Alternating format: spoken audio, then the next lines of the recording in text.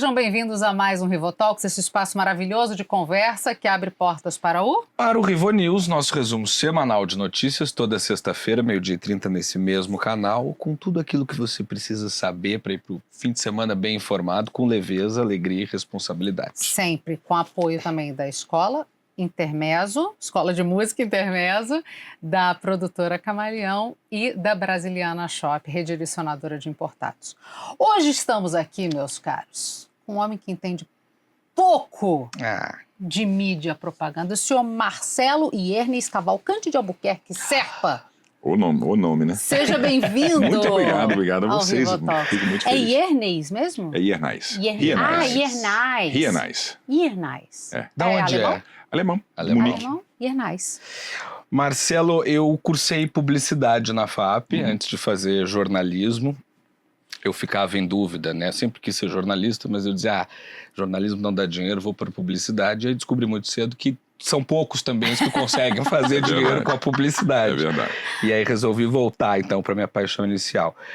Mas o que me encantava na propaganda eram aquelas peças geniais que a sua geração fazia, também alguns que vieram antes de você. Só que quando eu entrei na faculdade em 2010, eu percebi muito rapidamente também que, apesar da gente estudar todas as peças que vocês produziram, eu estudei você também, seus colegas na faculdade, o mercado estava mudando muito, estava indo para um lugar que não era mais aquele, né? E aí, eu queria te perguntar, o que você diria para alguém que hoje vai começar a estudar publicidade na faculdade? Olha, é difícil uma pessoa que vem de uma era completamente diferente da que vivemos hoje dar uma dica para quem vai começar hoje. Quem é nativo, ou seja, quem nasceu hoje, vai achar uma coisa fascinante a publicidade, porque a essência da propaganda e da publicidade não é só vender, é criar conteúdo interessante, é você usar o dinheiro do cliente, né, de certa maneira, para criar coisas interessantes, que vão ajudar ele a vender. Isso é o problema dele, não de vender. Mas o processo criativo é muito interessante. Tá? Agora, eu venho lá de trás de uma situação completamente diferente, onde mídia de massa era importantíssima. É difícil dar um conselho, eu tenho muito medo da palavra nostalgia, tá? Eu detesto a palavra nostalgia. Nostalgia, para mim, é o sinal que você não vive no presente, nem está olhando para o futuro, está olhando só para trás.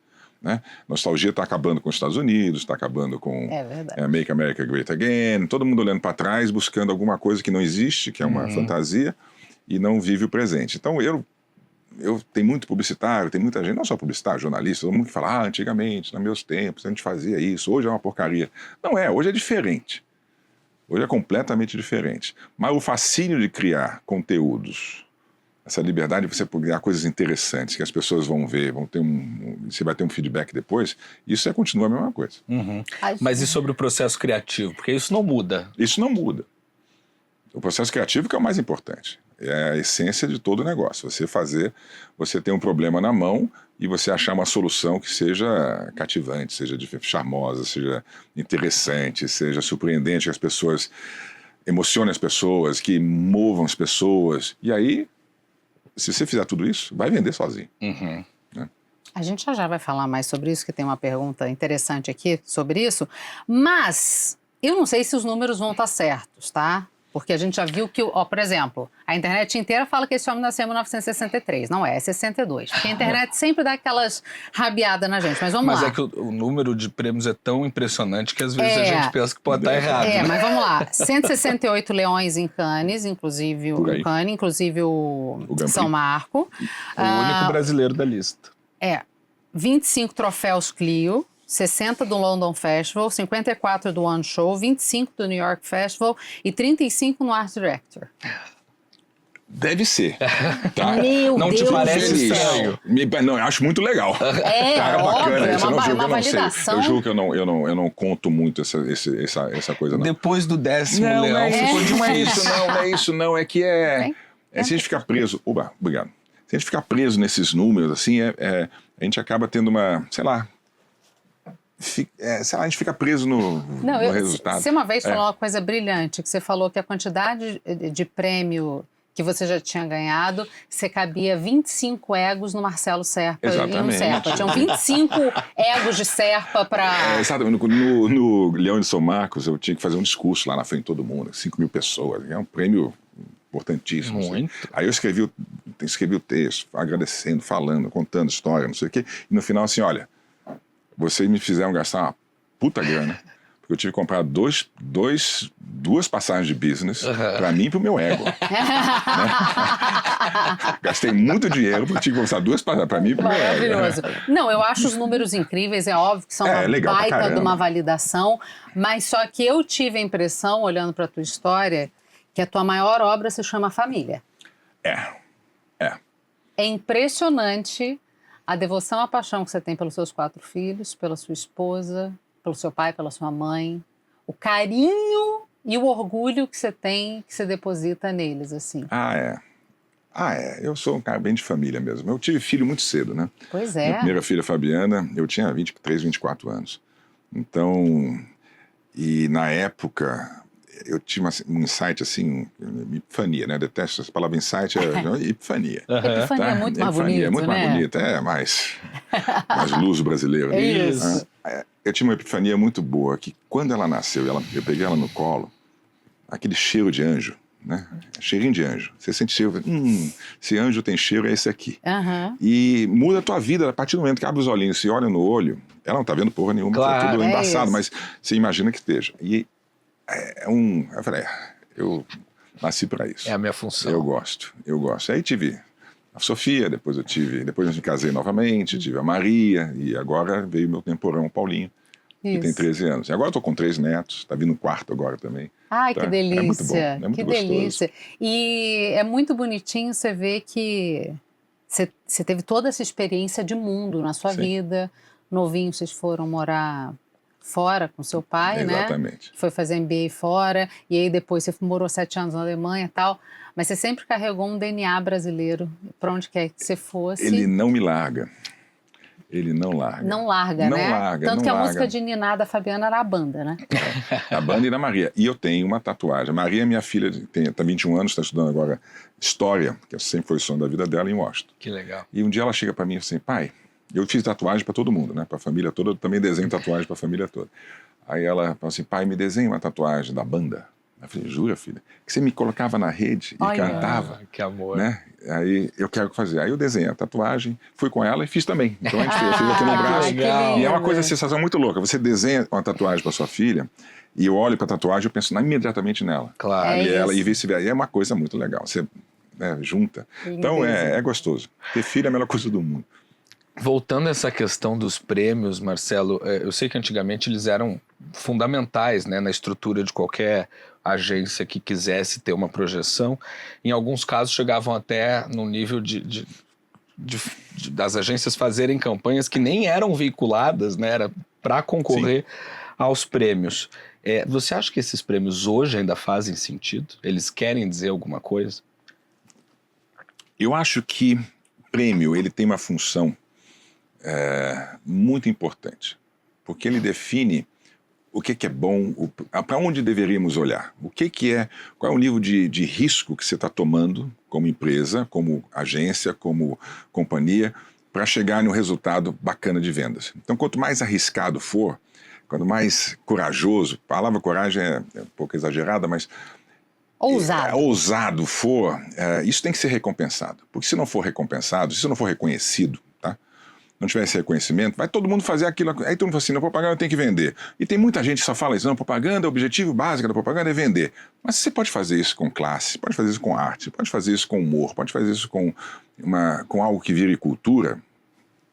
É muito melhor. É melhor para a sociedade, melhor para todo mundo. Se ficar só vendendo, fica só vendendo. Ó, põe lá um splash novo, preço. É óbvio. E fica sem graça. Então o prêmio tem essa função de valorizar, reconhecer aquelas empresas, aquelas agências, aqueles criativos que estão buscando algo além de vender com classe, vender com arte, vender com cultura. Eu acho isso. Aí, senão, essa profissão não tem a menor graça. Não serve a nada. Mas eles continuam com esse eu acho que sim. guia. Eu acho que sim. E na época, tem 2 momentos, tá? Da propaganda nesse momento. Na época, fazer uma campanha que não ia ser veiculada, muita gente fazia isso, eu já fiz. Uma vez eu apresentei um filme para a Volkswagen. O Job era um filme de Kombi, lançar uma Kombi mais espaçosa, não sei o quê. E ele queria um filme muito racional. Eu apresentei vários. E aí a gente fez o filme dele. E eu tinha um roteiro que eu amava de paixão, que era um garotinho, dois garotinhos conversando lado a lado, e o garotinho falou assim: quando eu crescer, eu quero ter um carro conversível. Aí corta a imaginação dele, ele com um blazerzinho, bem coxinha assim, dirigindo um carro vermelho, com uma modelo do lado, linda, enorme, linda, e aquela criança olhando para a modelo assim, dirigindo. Aí ficava assim, aí o outro falou assim: quando eu crescer eu quero ter uma Kombi. Aí ele: Kombi? Aí corta o sonhozinho dele, ele dirigindo a Kombi, abre e tem 7 modelos dentro. Maravilhoso! Muito mais espaço, não sei o quê. Aí eu adorava esse filme. Hoje eu ia ser preso se fizesse, provavelmente. Quero te perguntar sobre isso. Eu ia ser preso. Mas pode ser na sequência. Mas eu cheguei e falei assim: eu vou arriscar. Aí chamou o diretor e fizemos 2 filmes. E eu levei os 2 filmes. O diretor de marketing alemão, ele olhou o filme que ele tinha pedido, do lado do outro, assim: filho da... Ficou muito bom. melhor. A gente ganhou todos os prêmios. Ganhou tudo com esse filme. Ganhou o profissional do ano, ganhou tudo. Então, arriscar e você fazer é meio... Tem que alguém já falou isso, não fui eu não, mas alguém já falou que é meio desfile de moda. Você coloca 3 modelos com umas roupas dentro daquele contexto de coleção que ninguém vai usar, mas todo mundo faz uau. E depois, assim, que significa alguma coisa. Então você tem que arriscar. E são campanhas que marcaram, como você falou, a cultura brasileira, sim, né? A propaganda brasileira, sim. ela tem essa característica de, talvez pela massificação dos veículos da época, né? É uma isso. coisa que é muito difícil que alguém não tivesse visto alguma propaganda Exatamente. quando ela era tão impactante assim. Você é uma lenda, não sei, a gente já esteve aqui com o Washington Oliveto, esteve aqui com a gente, né, evidentemente, que é o Adão da propaganda brasileira, e ele não gostava muito de elogios. Pelo menos publicamente, Ele não gostava de elogios. Publicamente. Eu amo o Washington. Os amigos dele, não gostar de elogio. Fazia aquela eu sei. Fazia uma média, né? Entendi. E vocês tinham muito essa característica, assim, dessa ousadia. Tem um trabalho seu que é o Umbigo, né, pro Guaraná Antártica Diet. Que é o que rendeu o Grand Prix, né? Que rendeu o Grand Prix. E que hoje, assim como essa propaganda da Kombi, teria sido absolutamente cancelado. Você acha que essa... Umbigo hoje não. Será? Ai... Só umbigo? Marcelo. Mas só que aí você tá falando que corpos tem que ser magro, corpos idealizados. Por que você não Talvez, colocou um umbigo certo. de um obeso na propaganda do Guaraná Diet? Porque ele não toma Guaraná Diet. Teria Quem disse? Ele era diabético e ele é o público-alvo. Com certeza. Sempre tem. Você acha, Marcelo, que a patrulha está matando a criatividade? A patrulha sempre poderia ser culpada de um monte de coisa. Eu não acho que a patrulha está matando a criatividade. Eu acho que você tem que pensar no seguinte: se você buscar unanimidade sobre qualquer marca, é um erro. Somente num mundo tão faccionado que nós temos vivendo, polarizado. É o exemplo do sorvete de baunilha, né? É o sorvete exatamente. Nossa.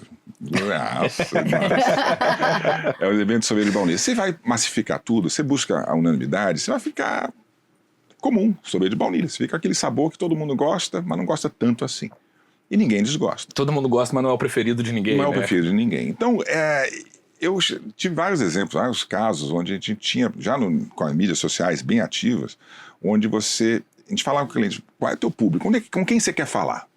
Somente você está falando com produtos ou marcas que querem falar com um público muito fechado, específico, jovens tatuados da Zona Leste. Você quer falar com aquele público específico. Se você está alienando, ofendendo, não ofendendo, mas incomodando um jovem coxinha da Faria Lima, não é problema. Se você está falando com o pessoal da Zona Leste, você não tem que falar com todo mundo. Se essa campanha irritar algumas pessoas, ela está certa. Porque você está falando só com aquele público. E as pessoas têm dificuldade de fazer isso. Elas não querem, tem medo de você enfrentar qualquer tipo de resistência. Então eu acho, o presidente da Nike, o fundador da Nike, acho que não sei o que é Nike, eu esqueci, a Bill Knight, ele falou uma coisa: se um filme meu de Nike, que ele veiculava mundialmente, tá? Se um filme meu de Nike não incomodar algum grupo, esse filme é ruim. Escreveu isso nas memórias dele.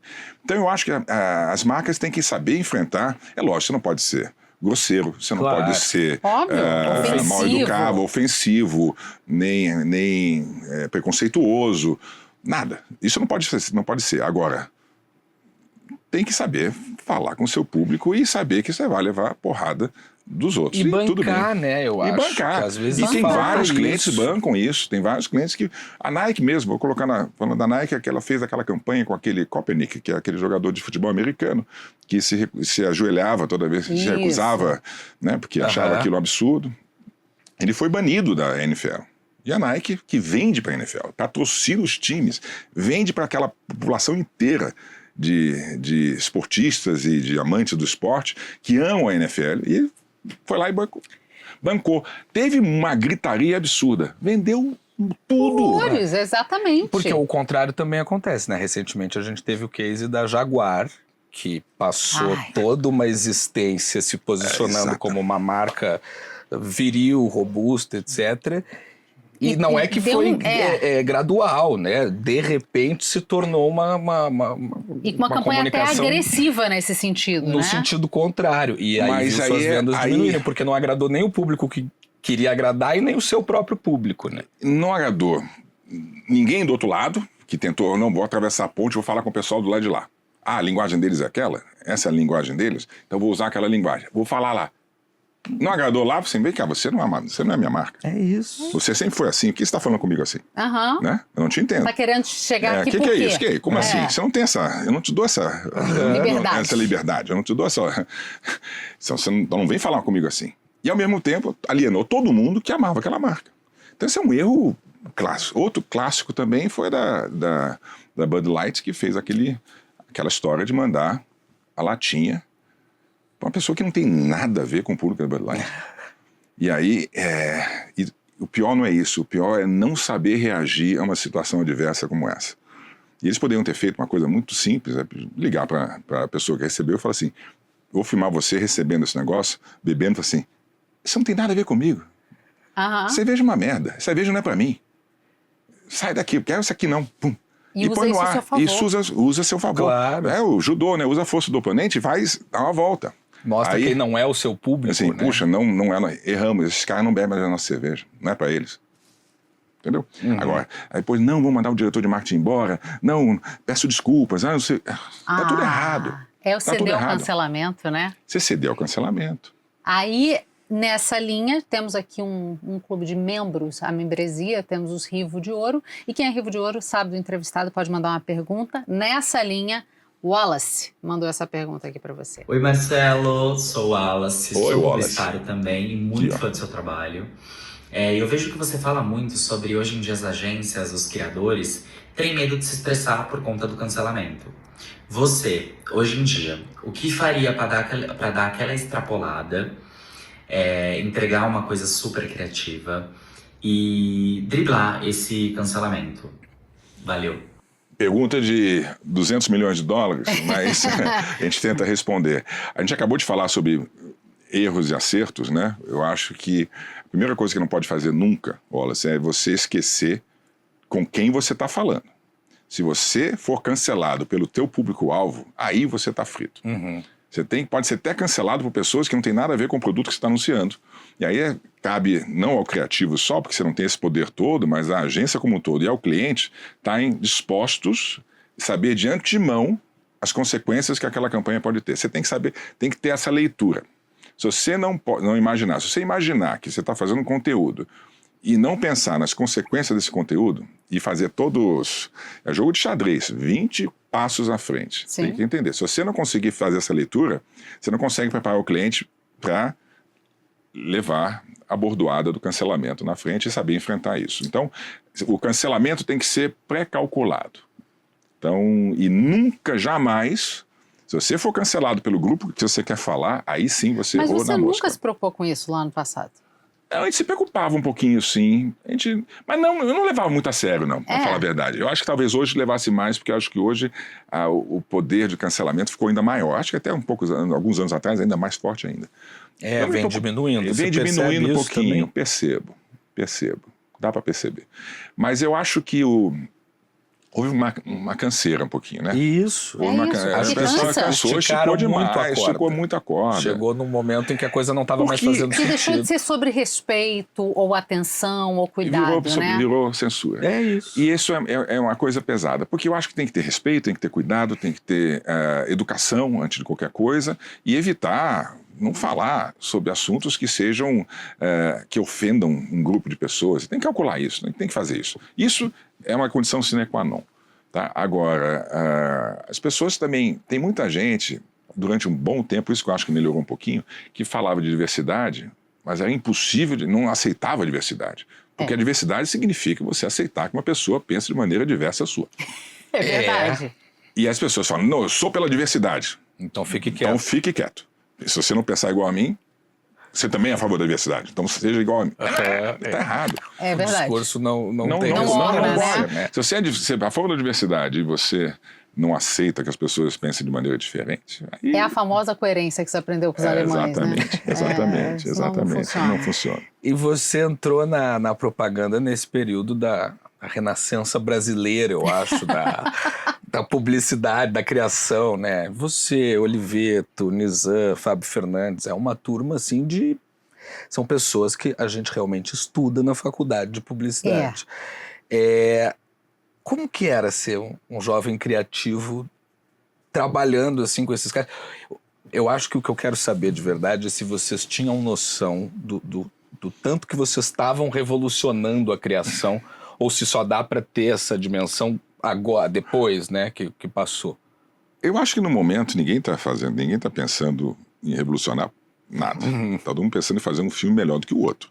Né? Então quer fazer uma campanha melhor que o Washington quer fazer uma campanha melhor que o Nizam, e o Fabinho quer fazer uma melhor campanha que todos nós três juntos.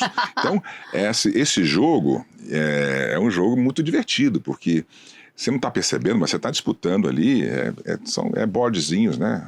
Machos alfas brigando um com o outro, e isso gera um conflito e um atrito muito grande. Eu até brinco, né, que gera um fogo divino, porque é isso que é divertido. E na época a gente não sabia. Eu comecei muito cedo na propaganda. Eu comecei na Alemanha com 20 e poucos anos lá, trabalhando que nem um louco. Depois vim para o Brasil, peguei a DPZ, competi com o Zaragoza, que era uma escola assim espetacular de boa propaganda.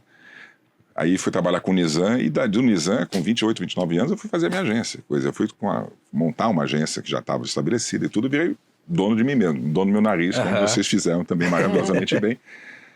Então essa vontade de fazer melhor do que o outro, de fazer uma campanha que seja revolucionária, era de todo mundo. Mas ninguém tinha noção que estava fazendo uma coisa. E eu acho até porque, hoje é engraçado, a gente olha para trás como se fosse... Assim, tempos de ouro da propaganda. Era um momento muito bonito, muito bacana, que a gente tinha muita liberdade para fazer. E os clientes eu brinco muito que eu acho que a melhor relação possível entre um cliente e uma agência é o cliente ter o conceito do mecenato. Eu sou um mecenas. O que faz o mecenas? Só te dá o dinheiro para você usar a Mas criatividade. qual a intenção do mecenas? O mecenas é assim, eu tenho dinheiro aqui, não sei o quê, eu tenho controle, né? Eu vou chamar os caras, quem são os caras bacanas aqui que vão fazer uma coisa diferente? Aí esse aqui, faz aí, provoca a criatividade desses caras, que eles façam uma coisa completamente louca, bacana, não sei o quê, e aí você paga para eles fazerem, e você pega aquilo lá e usa a seu favor.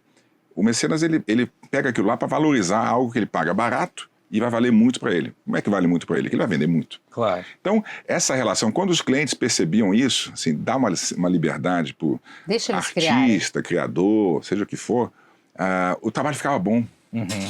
Então, o cliente chamava o Washington, assim, eu vou dar conta porque o Washington ele vai trazer uma coisa que eu não espero. Vou chamar o Nizam porque ele vai trazer uma coisa completamente diferente do que eu espero. Vai dar uma conta para mim, Fabinho, para as outras agências também, que tinha muita gente boa na época, Alexandre Gama, tinha outra, Celso Loduca, muita gente boa. Eu vou porque eu quero que esse cara me traga uma coisa que eu não espero. Agora, quando os clientes, quando a indústria começa a criar um monte de leis, começa a virar muito ciência e começa a entrar muita gente dizendo que propaganda é ciência, que é dados, ROI, fórmula, pesquisa, análise, não sei o que, não é? Ingessa todo esse raciocínio e aí os clientes começam assim, não, eu controlo, eu que vou mandar, eu quero isso, eu quero... Aí sempre teve esse negócio, mas a gente sabia se defender. Claro. Mas quando o cliente tinha esse pensamento de mecenato, a propaganda fazia assim, buf. Não. E ia embora. Vamos lá. Quero formular essa pergunta de modo que você não se ofenda. O Washington, ele fez esse reconhecimento, inclusive, quando ele conversou aqui com a gente, que durante bons anos da carreira dele, ele tinha um temperamento dentro da agência que era muito difícil de lidar. O Nizam Guanais não esteve aqui conosco ainda, mas eu ouvi muito falar dessa fama, e ele próprio recentemente falou numa entrevista que era uma coisa do momento, mas que ele enxerga hoje que não faz mais sentido ter aquela postura. Dizem que você ouvia os gritos do Nizam, né, de andares distintos ali da agência. Como que você era nessa época e como que você enxerga essa evolução? Porque isso é uma evolução do mercado, né? Ou isso era parte fundamental do sucesso de vocês Não, também? eu acho que não é o fundamental do sucesso. É difícil falar sobre a minha atitude na agência. Eu nunca gritei, eu não gritava, eu não dava chilique. Até porque eu trabalhei com pessoas que faziam isso e eu não gostava. Uhum. Né? Eu não gostava muito quando acontecia comigo. E eu acho que tem muito mais a ver com o meu processo de criação, o meu processo de como é que eu funcionava. Eu funciono pela felicidade, pela alegria e pela diversão. Então, tem aquele John Cleese, do Monty Python. É John? Sim, eu acho que eu não lembro eu sei, o nome mas é dele. Cleese, né? Ele fez uma palestra maravilhosa de um tal de McKinnon, que é um antropólogo, não sei o quê, que fez um estudo que as pessoas mais criativas não são as mais brilhantes, não são as mais inteligentes, são aquelas que conseguem entrar num mood infantil, Uhum. de jardim de infância, Uhum. que pegam as coisas e falam assim, e se a gente fizesse aqui desses cubinhos um dinossauro? E se fizesse agora uma cobra? E se brincasse sem qualquer compromisso e podia fazer associações que são livres Não e necessariamente espontâneas? pensando no resultado, Sem né? pensar em resultado, simplesmente brincar. Esse play mode que ele chamava, as pessoas que entravam nesse play mode produziam as coisas mais divertidas, para o humor, para a propaganda, para a arte, para o que fosse. Que esse é o grande segredo da criatividade. Então eu, sem saber, eu vi isso há pouco tempo, tá? Eu gostava desse play mode, eu gostava de brincar, gostava de desenhar, rabiscar, falar merda. Uhum. E deixar as pessoas em volta falar bobagem. Depois a gente jogava tudo em cima da mesa, aí você tira esse play mode e entra no modo engenheiro. Focado. Claro. Modo engenheiro, né? PhD em engenharia do ITA, e vai lá e fala assim, não, isso aqui a gente juntar com isso aqui vai ficar, isso aqui é muito poderoso. E aí você descobre coisas que são lúdicas, divertidas e tudo, e você constrói aquilo e desenvolve uma campanha. Então, eu sempre trabalhei nesse sentido. E eu achava que se eu berrasse, eu acreditava que, muita gente acredita nisso, que você tem que suar sangue, né? A expressão é outra, você faz outra coisa, mas é suar sangue. Uhum. Tem que suar sangue para o resultado ser bom. E eu não acreditava nisso. Às vezes, a melhor ideia é uma que eu tive, ouvi uma coisa e falei na hora. E aí eu desenho e falo assim, posso tentar fazer outras coisas, mas guardava aquela, isso aqui, e acaba voltando para aquela. A primeira ideia nem sempre é a pior. Às vezes é a melhor de todas. É mais inspirada, natural, né? Que veio mais instintiva, que ela veio do nada. Mas essa era meio que a tônica do mercado, A tônica né? do mercado tinha que suar sangue. Grito, suar sangue. Suar sangue. Eu não gostava disso. Então eu tentava, na agência, que não houvesse esse tipo de clima, porque eu achava que funcionava melhor. E agora você tem que perguntar às pessoas que trabalhavam comigo se eu gritava ou não, mas eu não lembro Mas de ter inclusive gritado. você saiu da DM9 por causa disso, né? Que você falou, isso aqui uma hora vai... Uma hora pegava. Estourava a Eu pressão. acho que a pressão que o Nizam colocava era uma coisa dele. Ele é um ser visceral. E ele é um dos criativos, se não o criativo mais visceral da propaganda brasileira. Ele vai... Uá! Sim. E então ele colocava aquilo lá. Ele gritava, eu não herdei esta porra. Eu também não. Eu também não, mas se tivesse herdado eu até gostava. Gostaria também. Então eu aprendi muito com ele com isso, porque você, de certa maneira, você via como as pessoas reagiam. Eu não gostava. Uhum. Eu não gostava. E eu acabei saindo de lá porque eu achava que tinha que fazer uma coisa sozinho. Eu não queria estar... É um negócio, a independência. Eu queria ser independente. Então, eu saí por causa disso, para ser dono do meu negócio e fazer isso. Aproveitando que a gente está falando de criatividade, de processo criativo, veja se você reconhece essa voz. Oi, pai. Aqui uma pergunta das suas filhotas. Ai, meu Deus. Como que o seu convívio com tantas mulheres na sua família impactou a sua carreira profissional? Que Fabiana, minha filha, isso. linda, que vocês são demais agora, eu me emocionei. Ai, que coisa. Eu acabei de falar com ela, ela não me contou nada disso. Boa. Que A gente estava gostei. esperando um videozinho, só que ela não entendeu que era vídeo. Aí eu falei, então manda o áudio agora. Ai, que fofa, que fofa. Olha, muito, muito, porque eu acho que todo homem, ele só consegue chegar perto da feminilidade quando tem uma filha. Quando você tem uma esposa, são mundos que se complementam um junto com o outro. Mas quando você tem uma filha, ele começa a ver de pequenininha, ela crescendo, mexendo. Você fala assim, cara, isso aqui é um mundo que eu não conheço. Eu estava com minhas Fabiana e a Sofia, pequenininhas, e eu via todos os pôneis coloridos lá, o meu pequeno pôneis, todos os ursinhos carinhosos. E eu falei, ai meu Deus. Até que um dia minha filha mais nova, na época, que é do meio hoje, a Sofia, ela falou assim, pai, vamos ver Godzilla? Eu falei, Finalmente. vamos ver Godzilla. Aí, a primeira Godzilla, ela tinha 10, 12 anos, assim. Eu lembro chegando nela no cinema no Rio de Janeiro, assim, tava aquele pôster enorme do Godzilla, assim, ela olhou assim, meio assustado, eu aquele Godzilla, assim, pai, esse filme americano tudo bem, então acaba bem. Maravilhosa. Então, eu acho que você ter filho e mulher é uma aula que todo homem deveria ter. Eu acho que é bacana, é muito legal. E me ajudou muito. Você ficou cercada de mulheres durante muito tempo, né? Primeiro as 3 primeiras, e depois veio a Maria, a Joana e com a Maria. Aí tive a Maria com ela. Só o Paulo que veio. Paulo chegou agora ao tempo. E agora eu estou me adaptando de novo. E eu estou descobrindo coisas com o Paulo da minha infância, porque eu estou vendo ele crescer e estou começando a lembrar, né, como é que foi, né, como é que é legal. Qual que é a diferença? A gente perguntou isso pro Cortella, se tem diferença entre criar meninos e meninas. Eu acho que o manual das meninas é dessa grossura. E dos meninos é desse. Eles são mais binários, entendeu? É muito. Tá. Eu acho que é binário. Eu acho que eles são. E aí, como menino, hoje eu estou sofrendo um pouquinho. Eu olho pro meu filho, eu falo assim, gente, não era para ser mais complexo? Não era para ser mais complexo um pouquinho, né? Porque não tinha ter mais nuances. Não é pá, pum, é pá. E as meninas não, é tudo. Fala uma coisa, quer dizer outra. Isso. Modula o tom de voz quando quer uma coisa do pai. As 3 faziam isso, fazem até hoje. Elas, com 38 anos de idade, ela atende o telefone e já sei o que está vindo. Pelo tom de voz. Então, modula. Então, acho que ter filha mudou minha vida, assim, para melhor, eu acho. Muito melhor. Eu fiquei muito impressionada, Marcelo, tanto que você é parecido com seu pai Paulo. Meu Deus, vocês são iguais. De eu ver uma foto e falar, não, mas esse aqui esse aqui é o pai dele, né? E não só, arrisco dizer, no físico, mas também no temperamento, né? Porque eu acho que sim. O teu pai, imagina, ele era vice-presidente da lista telefônica, que era a companhia. O cara que tinha o direito de fazer MBA quando ninguém falava isso em 1968. E na Suíça, né? Na Suíça, imagina. E ser chamado para fazer um MBA fora, né? Isso. E volta para o Brasil e fala, não, agora eu vou virar empresário. E coitado, o nervoso desse momento deve ter, inclusive, colaborado para o fim dele, né? Eu também acho, tenho certeza.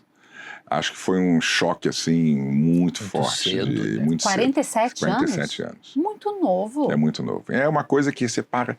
Até no livro, eu fiz uma dedicatória para ele, que era exatamente isso. Assim, eu gostaria... Você viveu os primeiros capítulos, já conhece. Gostaria que a Amazon te entregasse onde você estiver, para você viver o resto, né? Para você conhecer o resto da história.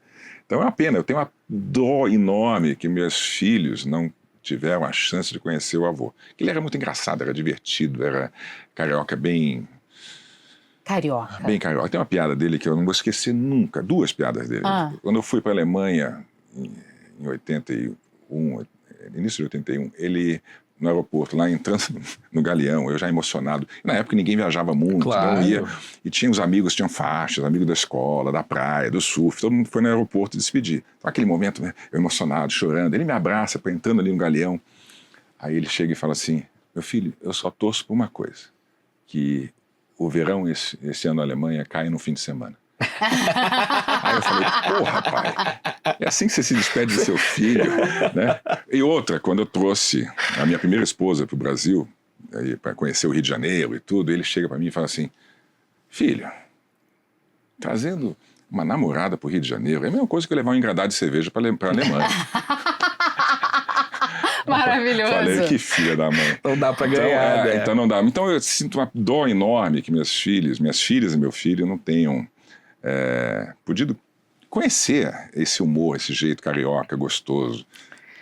Você mencionou o livro, Marcelo, e diferente de boa parte dos seus colegas, você sempre adotou um perfil mais assim, low profile da sua própria exposição, né? Sim. Sempre preferiu dar o protagonismo para as criações, para as propagandas, ou para a agência. O que te levou a escrever esse livro agora, 10 anos depois, inclusive, da sua... Não mais, né? 10 anos. 10 anos depois da sua saída do mercado. Eu, na época, falava muito sobre... Eu colocava o trabalho, deixa o trabalho falar, né? E tinha uma coisa que eu detestava, que assim, brincava muito, falava assim, autoelogio não vale, né? Autoelogio não vale. Não é legal ficar o tempo. Eu fiz isso, eu fiz aquilo, eu sou do cacete, o cara me reconheceu, não sei o quê. Até porque Assim, 168 leões vão falar por si então só. o trabalho fala, deixa o trabalho falar. Se o trabalho for bom, ele vai falar sozinho. E o nosso segredo como agência, tanto do Zé quanto o meu, que o Zé também, meu sócio, ele tem a mesma personalidade, assim, não. Sim, pedimos uma pergunta para ele e ele não mandou. Não mandou, então. Muito tímido. Bem reservado. Bem reservado. Então ele assim, deixa o trabalho falar. E vai muito. Aí, agora todo mundo está se perguntando, agora você está falando pra cacete, né? 10 anos depois. Mas eu estou vendendo o meu livro. Então, Vendo, eu estou vendendo o meu livro, que é vendo. Ele está vendendo, Mas a razão do livro é uma razão muito, muito simples, assim. Eu acho que é muito... Em 2015, quando eu saí, e é uma saída, assim, é um exercício de desapego muito grande. Poxa. E eu tinha necessidade de pegar todos os meus trabalhos, colocar ele num livro grande, bacana, não sei o quê, assim, tá aqui. Se um dia eu precisar consultar, se alguém quiser consultar, o que aconteceu naquele momento, tá aqui, tá registrado. Não tá jogado em algum lugar, pega no YouTube, com pega não sei o quê. fontes estranhas. Isso aí não, tá ali, tá aqui, tá tudo junto ali. Eu tinha necessidade de fazer um fechamento. Eu precisava fechar e colocar na estante. Pronto. E um dia, daqui a 20 anos, 30 anos, 60 anos, vai estar na estante, alguém pode consultar. E eu lembro, na época, de eu ter mostrado esse livro a algumas pessoas, e o Paulo Lima, da Trip, falou uma coisa que eu não esqueci. Ele falou, Marcelo, isso aqui sozinho não serve para nada. Eu quero conhecer quem fez isso. E se você escrever só o que você fez, também não serve para nada, porque eu quero saber o que você fez. Então, você tem que andar juntos. E aí o André Viana, que era um jornalista que tinha trabalhado na Trip, na Veja, e é uma pessoa maravilhosa, ele fez uma série de entrevistas comigo e com o Zé. E a gente falamos. E eu peguei as entrevistas todas, coloquei num livro desse tamanho, coloquei tudo junto. E eu olhei e falei assim, a entrevista, o texto está muito bom, mas não combina com o trabalho. Aí vira aqueles livros que você coloca em cima da mesa, ninguém fica lendo texto em livro grande, ele é pesado. Claro. Aí não funcionava nem de um jeito nem de outro. Eu tentei patrocínio, não, você tem que fazer Lei Rouanet, pede para os clientes da agência colocar logozinho. Não, eu não vou pedir nada, não vou pedir. Aí fui para Havaí, estava todo o processo de sair do Brasil e tudo, o livro ficou lá. E aí quando o Júlio... E eu tinha esquecido, não ia mais fazer o livro. Assim, foi uma frustração, que nem tocar piano, não aprendi, já era, não vou aprender mais. Então assim, o livro não vai sair. Talvez um dia, quem sabe, alguém pegue, mas o livro estava lá físico. Tinha 2 ou 3 livros grandões, assim. Aí o Júlio viu e falou assim, eu quero escrever esse livro. Eu falei, jura? Quero. Vamos fazer juntos. Ele começou, levamos 2 anos conversando, batendo papo, fazendo entrevistas. Ele pegou todo o material que o André Viana tinha feito, ele compilou um monte de coisa, pegou todas as entrevistas, foi fazer um trabalho de pesquisa enorme durante 2 anos. E aí eu falei, agora... Aí foi chegando a hora de ficar pronto, começou a me dar aquele frio na barriga, e na hora de decidir, fizemos um livro, que é um livro clássico de biografia, preto e branco, você não tem cor nenhuma, e um livro de imagens que é todo colorido. E aí a gente falou assim, vamos lançar juntos? Vamos, vai. Vamos fazer juntos. Aí fizemos juntos. Não seguiu o conselho do uma Petit, dupla. né? De não ser preto e branco, né? Não segui, porque meu trabalho sempre foi colorido, né? Mas o livro de imagem e texto, ele é preto e branco porque letra tem que ser, tem umas fotinhos lá simples e tudo. E nesse momento, quando você decide se afastar do mercado, muita gente entendeu como uma crítica, né, ao mercado publicitário mesmo. Ou do tipo, Sim. ele não vai saber lidar, né? A gente lendo os comentários, leituras. ele não vai saber ser criativo nesse mundo cheio de limitações. Eu sei que o livro tem uma resposta para isso, mas eu queria te ouvir. Você saiu da propaganda porque ela mudou ou porque você mudou? Eu acho que eu não mudei, tá? O que aconteceu foram alguns fatores que andaram juntos, né? É a tempestade perfeita, tá? Eu diria, por exemplo, que a propaganda... Eu tive um insight, de novo, uma epifania, em 2012, 2013, quando eu era do Facebook, eu era do board do Facebook, e percebi uma coisa muito engraçada, que é eles estavam entrando como empresa de mídia, e eu falei, vocês são uma empresa de mídia, agora estão fazendo vídeo. Nunca seremos uma empresa de mídia. Nós somos meu Deus. um portal onde as pessoas, um lugar onde as pessoas se encontram. Conexão. Nós conectamos pessoas. Vai se catar. Isso né? era que ano, Marcelo? 2012. 2012. Estamos lançamento do vídeo no Facebook. Eu falei, vocês vão poder monetizar isso de várias maneiras diferentes. Falar no mundo inteiro, falar com pessoas em grupinhos em cada lugar do mundo e poder ganhar dinheiro com cada uma desses conteúdos.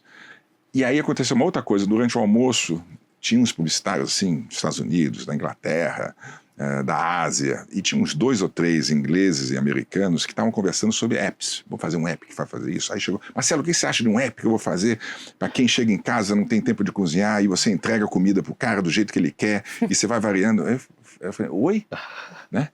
E as pessoas, eu comecei a perceber que a energia, o maná, a coisa, o espírito o espírito criativo, não sei o quê, o Zeitgeist estava mudando de lugar. Não era mais eu quero fazer aquele filme, eu quero fazer aquela campanha que nunca ninguém fez, não era, vou fazer um app que nunca ninguém fez, eu vou ganhar dinheiro fazendo uma coisa que não sei. E eu comecei a perceber essa mudança ali, eu voltei com essa epifania e falei, isso aqui não vai dar muito certo, não. Para mim, né? Não é que vai dar muito certo um monte de gente, mas para mim não vai dar. Isso não é para mim. E aí eu comecei a trabalhar, falei assim, tá na hora de sair. Eu já sabia que eu ia sair num determinado momento. Eu tinha desde muito cedo, falei assim, vai chegar um momento que chega, quero fazer outras coisas. E aí ali eu percebi, vai acabar. E aí tava a situação da agência, a maneira como os clientes, naquela época e já hoje, então, como eles estavam tratando as agências, né, na maneira de remunerar as agências, era um tal de espreme, ameaça, chama um cara lá da Alemanha que vai fazer eu vou ameaçar a fazer uma concorrência com a sua conta, e a gente não participava de concorrência, nunca participou. Então a gente brincava, Fernando Montenegro já dizia, né, que não me peça de graça a única coisa que eu tenho para vender, eu pedia ingresso para o teatro, né. Então eu falei, não fazia. Então a gente tinha uma postura super, né? Mas funcionava. Funcionava porque os clientes respeitavam isso. Claro. Né? Sim. E aí eu falei, isso aqui vai começar a ficar chato. E vai ficar chato, vai ficar ficar trabalhando com medo. E eu falava uma coisa pro Zé, e eu falava assim, Zé, a gente conquistou tanta coisa, né? Agora a gente tá mais no mood, vamos defender o que a gente conquistou do que vamos conquistar alguma coisa nova. Está mais no modo defesa do que modo ataque. Aí casa perfeitamente o Tolstói, né? Aí vamos cabe, voltar. exatamente. Aí chegou a hora eu achei, tá na hora de voltar. Comuniquei isso ao Zé, e o Zé falou assim, tá certo, tá perfeito, eu acho que eu vou junto contigo. Não, fica aí, Zé, não, eu vou junto.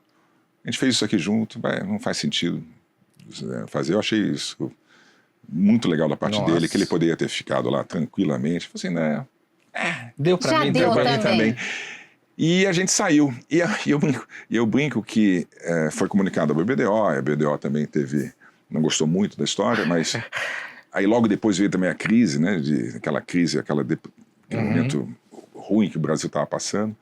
Então foi tudo junto. Aí saí, fui para Havaí E eu acho, foi muito bom. Eu acho muito engraçado que você fala do seu pai, tem esse lado carioca e tal, e tem esse lado, o lado nordestino da sua mãe e do seu avô, seu Rui, né? Exatamente. Que é o artista, o cara que realmente fez você olhar para a arte. Foi. Porque o que o teu pai te incentivou de comprar a prancha do Rico, te botar no mar com 10 anos, né? Ensinava a gente, meu irmão e eu, meu irmão Ricardo, meu pai pegava a gente, jogava em Copacabana, aquelas valas, aquelas correntezas. A gente entrava lá junto com ele, aquela mar grande, não sei o que, ele junto assim, agora vou te ensinar como sai disso aqui. Aí a gente tinha que sair pro lado, então vamos pro lado, vamos para não sei o que, aí fazia de novo. Então, esse tipo essa vida praiana, gostosa, carioca, e meu pai ele tinha cavalo no jockey, aí tinha uma mesa de amigos no jockey que era uma cafajestada enorme, e meu irmão ia lá no meio, né, comendo sorvete de baunilha, eu lembro direitinho, sorvete de baunilha, a gente comia sorvete, as coisas, barbaridades que eles falavam, e meu pai dava risada e tudo, a gente achava aquilo, era muito legal, fez a gente. Realmente essa essência masculina de ação veio do seu pai, e da sua mãe veio realmente a essência... A psicologia. Sim. A minha mãe, ela é fruto de uma família pernambucana que veio muito cedo para cá. Ela veio pequenininha para cá.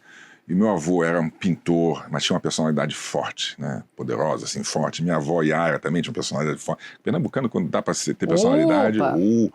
é duro. E ela eram 4 irmãos e uma mulher.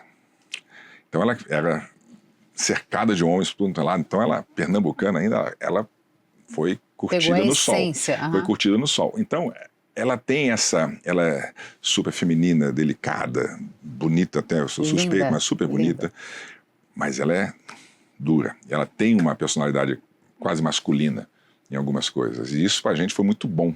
Foi muito bom, porque o meu pai, ela era mais rígida em algumas coisas, e meu pai era mais... O festeirê. Então era a mistureba dos dois ali, fez a gente, né? Não, Fez a gente. mas eu estava mencionando esse negócio da arte, porque quando você vai para a Alemanha, você vai focado em arte. Já sabia, meu avô que me colocou nisso. Pois é. Porque eu cresci, quando a gente foi para Suíça, lá meu pai fazia um MBA, a gente ficou 1 ano, meu pai tinha um MBA de 1 ano e meio, então a gente teve que voltar mais cedo para não perder 1 ano, a gente teve que voltar mais cedo. Então, meu irmão e eu pegamos um aviãozinho na Suíça, 2 buraquinhos, pegando aquele avião que parava ainda na África para abastecer, voltar, só nós no avião. Até hoje eu lembro disso aqui. A gente colocava um pijaminha. Nossa, 6, 7 aninhos, 6, isso? 7 anos. Nossa. Aí a gente chegou no Rio de Janeiro, meus avós pegaram a gente num galeão antigo, né? Que é aquele... parecia uma rodoviária linda. Aí eu fiquei 6 meses com meu avô, nós ficamos com meus avós e tudo. Meu tio ainda morava ali, serviu o exército no Forte do Leme. A gente ia lá no Forte do Leme com soldados, mergulhava no mar, fazia uma zona, uma delícia. E meu avô pintando. Então aquele cheiro da tirbentina, e eu gostava. Meu irmão não dava muita atenção. Cheiro de tinta com mar, né? É óbvio que você ia Era provar muito aí. bom. Perfeito. É óbvio, Funciona. o cheiro de tinta com mar. E aí eu ficava com ele me ensinava as coisas, eu desenhava, ele ficava vendo desenhando, ele se misturava a tinta, olha como é que faz, quando a lua tá assim, olha no mar, você usa o branco para fazer o reflexo no mar, ele fazia assim, eu ficava, Então essas coisas com o moleque, isso entra de um jeito, se você tem algum DNA, alguma célula, né, mais sensível à arte ou visual, entrou direto. E daí eu não... Basta estímulo, né? É um estímulo, É um estímulo. E eu gostava. E aí isso foi muito bom para mim, porque eu sabia desde cedo, pelo menos, a direção. O setor, né? O segmento. Assim, né? Arte. É ali, ó. É mais ou menos norte, leste, eu vou Isso. para aqui. Então ali tem um monte de coisa para você achar. E eu fui tateando nessa direção e deu certo, foi muito bom. Eu comecei muito cedo fazendo isso, eu gostava muito, muito, muito. Deu Gosto até hoje. tão certo que você, quando sai do mercado, vai morar no Havaí, mas eu queria saber por que você resolveu voltar. Essa é a pergunta, não quero saber quanto dinheiro Esse você é o Gabriel, acumulou. essa pessoa altamente pra poder ufanista que temos viver aqui. lá no Pra que Havaí, que é o voltar? melhor dos mundos, porque não é nem, como você falou recentemente, isso. não é nem totalmente Estados Unidos, mas também não é totalmente... É trancoso com infraestrutura, que você É, disse, né? Trancoso com infraestrutura. Isso, que é o Trancoso melhor com lugar onda. do mundo, né? Mas não tem a alma de Trancoso. Entendi, claro, faltou axé. Não tem, não tem axé nenhum. Quer dizer, o Havaí tem um axé havaiano lá, mas ele está muito... Ele foi oprimido há muito tempo atrás. Então tem alguns relances assim que são muito interessantes, é muito legal. Tem uns glimpses. Tem uns glimpses. Glimpses, é uma palavra bonita, glimpses. Isso. Mas por que é o Havaí? Eu tenho uma coisa assim, o Havaí, eu estou indo agora daqui a pouco para lá de novo, ficar lá 1 mês e meio. Ui, É o peraí. contrário. Ah, tá. Pode ir. A gente vai passar 1 mês e meio ali, porque meu filho cresceu no Havaí, então o Havaí para ele é o lugar onde ele cresceu, tem os amigos Claro. e tudo, então para ir voltar para lá é fundamental. Então vai passar agora 1 mês e meio lá.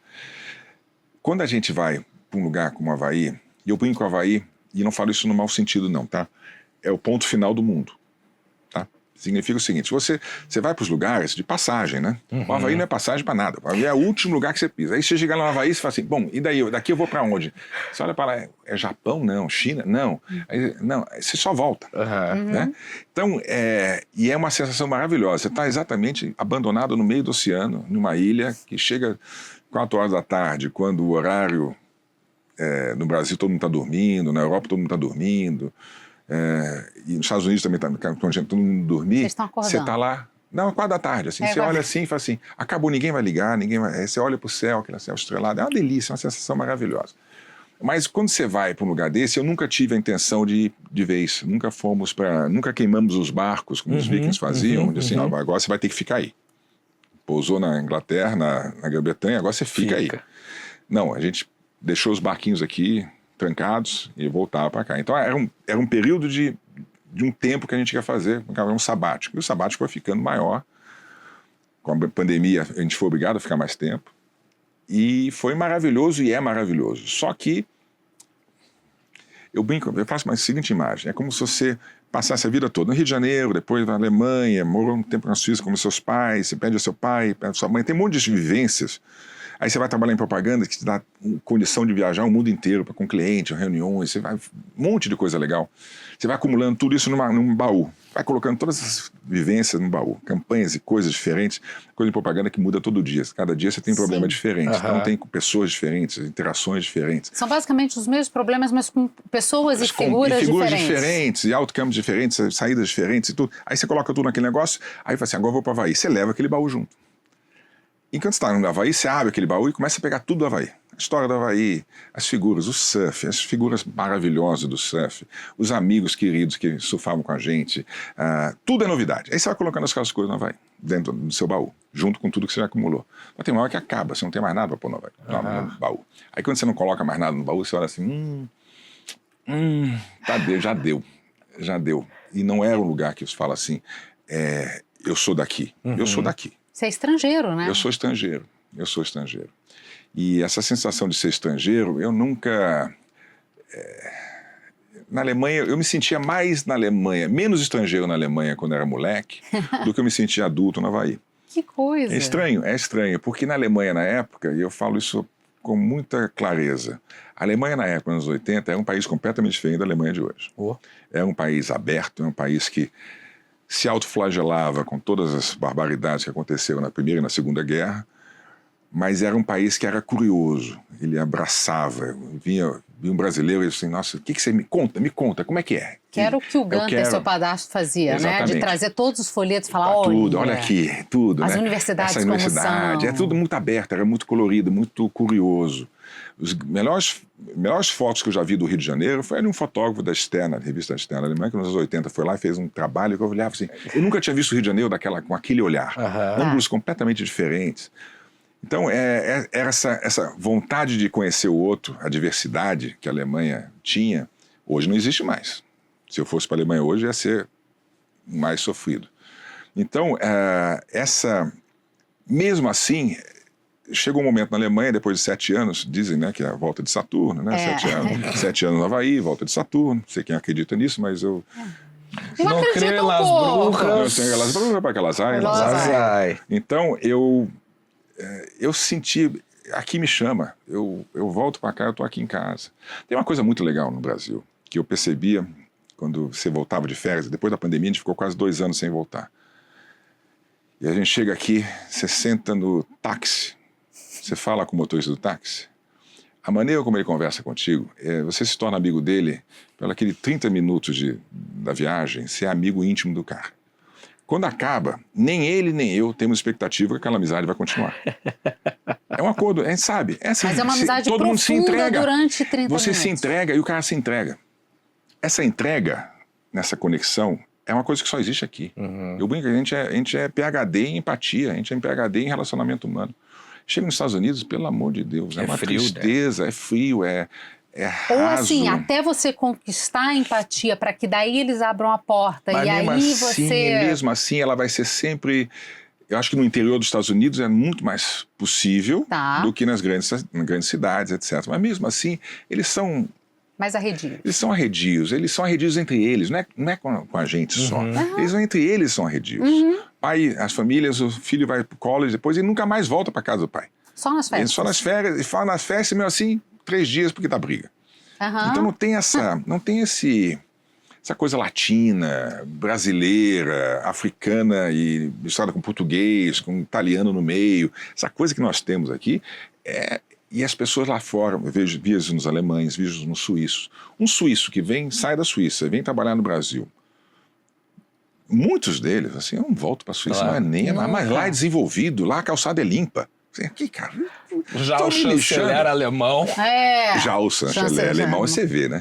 A diferença. Mas eu acho que tem uma coisa muito louca. Se você dá muito valor à calçada limpinha, se você dá muito valor às coisas retinhas, arrumadas, limpinhas, legal, vai morar fora. Eu Tô nem aí, tô nem aí. É isso. Dois países que têm calçadas sujinhas e que são bem diferentes entre eles, China e Índia. Eu fui para a China a trabalho e olho lá e falo assim, não me senti muita vontade. Eu fui para a Índia 2 vezes, eu estava sentindo, eu me apaixonei, Jura? apaixonei. Porque as pessoas geralmente têm um choque cultural absurdo com a Índia, né? Eu tive e terei toda vez que for. Entendi. E jamais moraria lá. Tá? Tá. Não é isso, tá? Mas aquilo me fascinava. Eu adorava. As pessoas olham para você, daquele jeito assim, ele olha fundo no olho.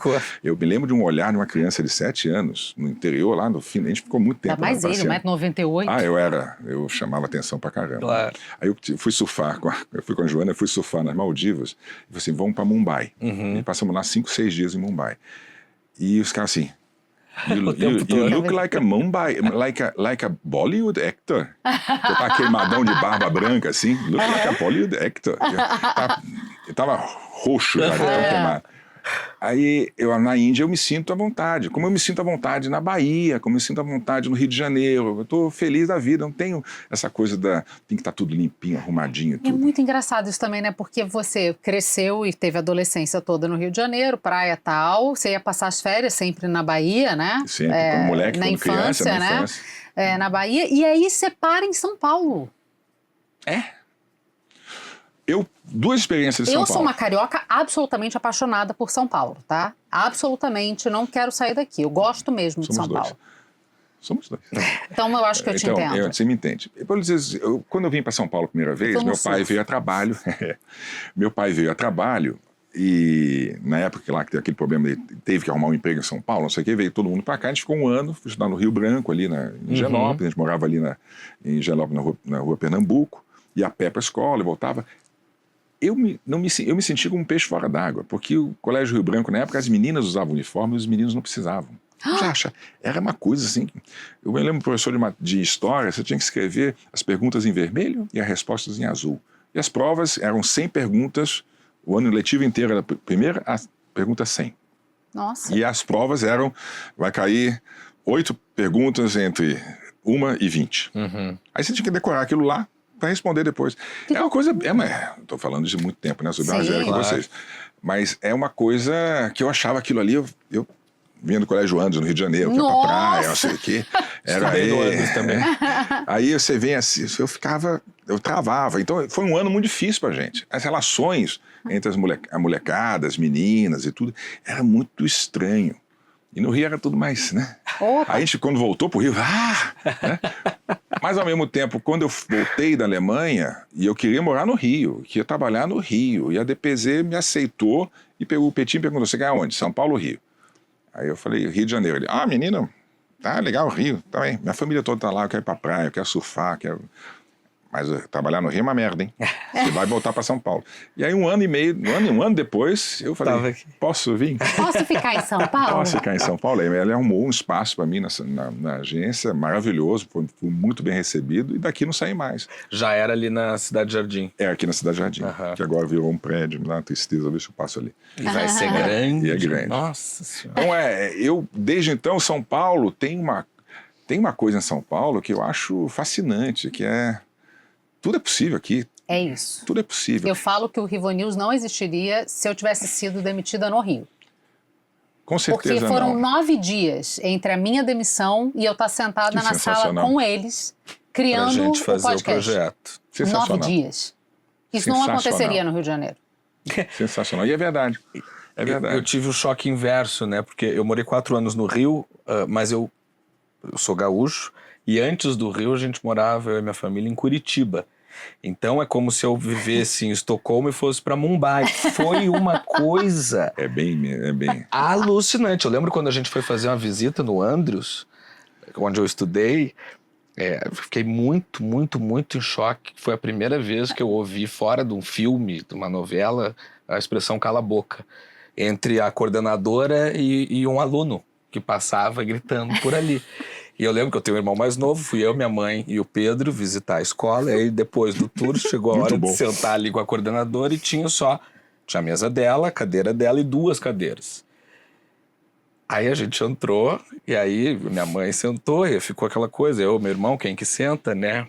Aí nisso, de repente, enquanto a gente ainda estava entendendo o que estava acontecendo, a coordenadora dá um tapa assim na mesa. Fala, Maria Tereza! Falei que eram 3, porra! Eu nunca tinha ouvido porra. Maravilhoso, maravilhoso. Aí minha mãe...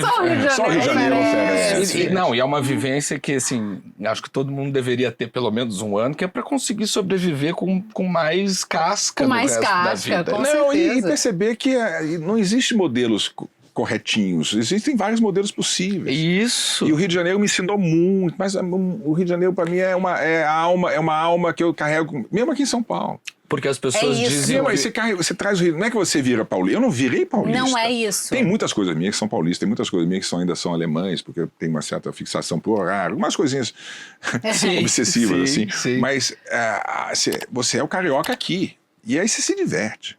Você Porque se eu diverte. acho que é o Isso. contrário, né? Você As pessoas dizem, o Rio acabou. Acabou nada. Cara, o fato do Rio existir já é uma Já é coisa uma prova. fascinante. Uma Já é prova de fascinante. resiliência. Uma prova de resiliência. Porque não era pra funcionar. Não. Não. Né? Dado todo o contexto que a gente conhece. Então, o Desde fato de sempre. estar ali ainda... Tem um livro muito bom que eu li sobre Mumbai, que é meio parecido, de certa maneira, que ele falava assim, um cara, é um australiano que fugiu da polícia da Austrália, chama Shantaran. Uhum. Ele sai da Austrália, eles jogam ele lá em Mumbai, ele tem que ficar numa favela e tudo, aí fica vivendo aquela zona, bagunça, não sei o quê, aí encontra um expatriado francês que fala assim, isso aqui não era para existir. O fato de isso aqui existir, as pessoas se relacionarem desse jeito, diz muito sobre a alma desse povo. É isso. Faz todo sentido. faz Como todo sentido. mérito. Diz muito com mérito, diz muito, porque eles conseguiram. Se fosse inglês aqui, já estava todo mundo morto, todo mundo se matava. É isso. O fato deles conseguirem viver nesse caos. desse jeito, e sorrirem, dar risada, ser infeliz, a criança brincar na rua, diz muito sobre a alma de um povo. E você ainda foi vizinho da Narcisa. É Fui vizinho da verdade. Narcisa. Que é épico. Porque a mas- Narcisa vive lá desde sempre. Desde sempre. Mas eu acho que ela não tem minha idade, tem? Não. Não. A Narcisa... Não, acho que é mais velha. Um pouquinho, mas... Eu sou mais velho que ela. É? Não, Não? não. Então, fui vizinho da Narcisa. Ele morava ali, em frente ali, do Copacabana Palace. Ela tem 5'9". 5'9", então ela é um pouquinho mais nova que eu. É. Mas uma coisa bacana morar ali naquele... Teve uma época, essa época da LTB, né? Que ele tava Sim. assim, tudo bem. Depois ele teve... sai fora de lá. É. A gente tinha um cartãozinho do Copacabana Palace. E a gente podia andar na piscina. Que era a piscina É isso, do do A gente prédio. podia entrar pela portinha do lado. Descia Sim. aqui, tinha uma portinha do lado, você atravessava e entrava na piscina com o cartãozinho. Tá? Era um luxo. Imagina. Pô. Era um luxo. Piscina Era de um luxo. nadou a Lady E eu Di. lembro que eu nadei, meu irmão e eu, a gente tinha o Jô Soares sentado assim, tomando o uísque Isso, dele assim. sempre. E eu passava debaixo da perna dele. Aí ele ria, assim, pequenininho assim. Eu falei, é Que genial. máximo, que delícia, que memórias. Fala. E eu contei isso pra ele quer dizer, depois. mas Você contou? Contei. E ele? Ele deu risada. Ai, Deu que risada. delícia. Mas me disseram uma vez que a melhor relação entre Rio e São Paulo seria de segunda a sexta em São Paulo para ganhar dinheiro e aí curte o dinheiro de sexta a domingo no Rio de Janeiro. Exatamente. Meu pai fez isso durante muito tempo. É. Porque ele teve que trabalhar em São Paulo e ia toda hora. Sim. Sim. Pra cima e pra baixo, mas Voltava. depois. Mas é o que mais você cansa. falou. Você tem essa energia do carioca, mas a simplicidade das coisas, e aí a simplicidade no sentido de você conseguir prático, né? a praticidade, Isso. que é o exemplo da Schreibmaschine, Exatamente. que é o que te encanta na publicidade, que você vê escrito aquela única palavra, destacada IBM no meio, e você fala, Aquilo me levou pra publicidade. pois é! Aquilo ali é uma. E que você traz na propaganda brilhante Eu do faço. Double Check. Exatamente. É Da isso aí. Volkswagen. Muito Buscar as impactante. coisas mais simples possíveis. Eu lembro até hoje, abrindo aquele jornal, Frankfurter Allgemeine Zeitung, o jornal mais importante, né? Página dupla assim, Schreibmaschine, e IBM maiúsculo assim. Eu falei, É isso. chegaram as novas máquinas elétricas da IBM, procure no seu dealer, não sei o que. Eureka! Aham. É isso. Eureka, é isso que eu quero fazer. E eu fui fazendo isso com o Guaraná, Que é o que fazendo te isso, deu não um sei o Grand quê, Prix no me deu fim Grand das Prix, contas. fazendo com todos os meus trabalhos. Se você olhar no livro, tem muita coisa que é exatamente isso. Quando a gente foi definir a agência, o que é o MAP é? O Zé falou assim, o que é jornalismo? Não é, você é um cara de planejamento, eu sou um cara de criação.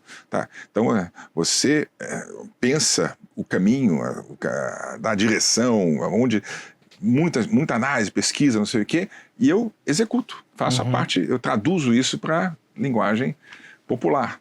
Então a gente pensa antes de fazer. Aí peguei um lápis, mordi, tirei uma foto, é isso aqui. Virou durante anos o símbolo nosso da UMAP. Então essa procurar reduzir tudo a uma imagem, eu brinco de haikai visual, eu vou fazer tudo numa imagem que diga tudo.